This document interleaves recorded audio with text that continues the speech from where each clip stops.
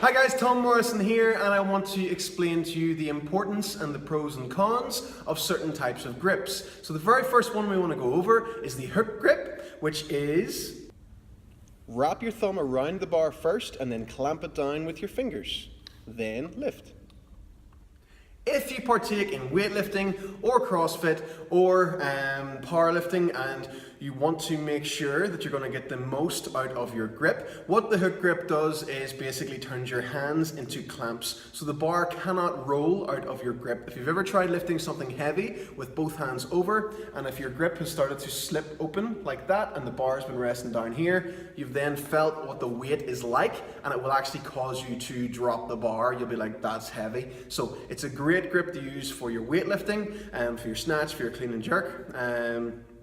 It will make you stronger, and like I said, it saves the grip. But that also means that you then need to do separate grip training. So making sure to do farmer walks and double overhand deadlifts are very important to do as well to actually train your grip. Anything that involves rope climbing and pull-ups and things like that as well. So the hook grip is great to save your grip, to give you a stronger grip as well, but also you need to make sure to counteract that with extra grip training. There is also gripping the bar with one hand facing in front and one hand facing behind, and then lifting. On top of that, what else you have is the over-under grip, which is like this, which is mainly for deadlift. Now this is like a baseball bat grip, which would be like that, so it's a much stronger grip as well. Now the pros and cons with that one is you're going to feel stronger, but it's going to set one shoulder slightly lower than the other one when you do it, and if you don't know how to lock out your arm properly, it's going to put extra strain on the bicep. If you've ever seen any of them horrible bicep tears where someone's coming up from their deadlift and the bicep just goes whoop up to here somewhere, that's kind of what can happen with that at an elite level.